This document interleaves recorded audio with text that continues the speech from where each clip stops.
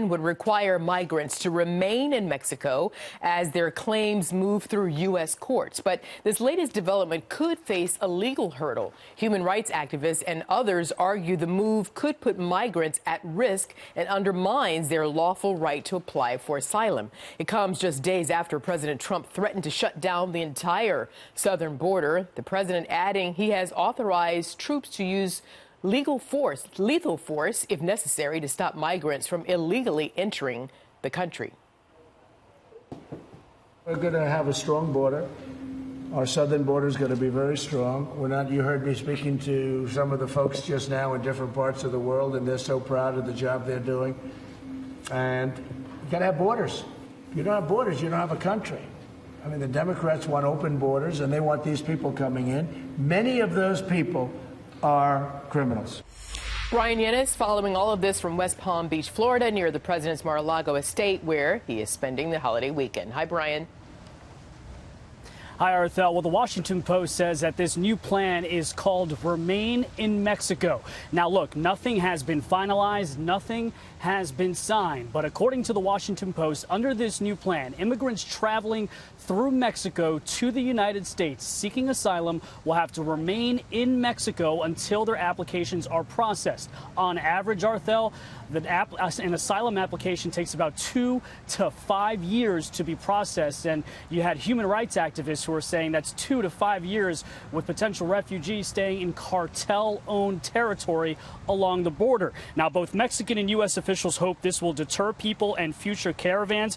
This reported agreement between Mexico's President-elect Andrés Manuel López Obrador and Trump provides a solution to the so-called catch and release policy that the president has continuously railed against. And according to this policy, those who come into the United States seeking asylum are let go into the United States until their applications are processed. Now, some never show up for their court dates. In the White House, well, we've reached out for comment, and they are neither confirming nor denying that this plan is set. But this is what the White House said to us. It said to Fox News in a statement, quote, President Trump has developed a strong relationship with the incoming Obrador administration, and we look forward to working with them on a wide range of issues. Now, President Obrador takes office December 1st, and this is all happening as more than 5,000 migrants in the caravan have camped out in Tijuana, Mexico. The mayor there has declared a humanitarian crisis. Many are trying to claim asylum in the U.S., where the asylum backlog is already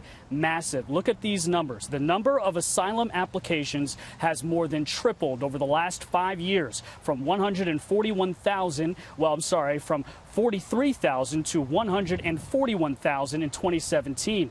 There's a backlog of some 318,000 asylum applications. And as a result, the Trump administration has adopted a last one in, first one out policy. They're trying to go through all of these asylum applications that have recently come in quickly so that they can deter people from trying to come here for asylum cases. All of this as the president is threatening to shut down the government if Congress doesn't come up with some $5 billion that he wants to build the wall. Could there be a shutdown? There certainly could, and it will be about border security, of which the wall is a part.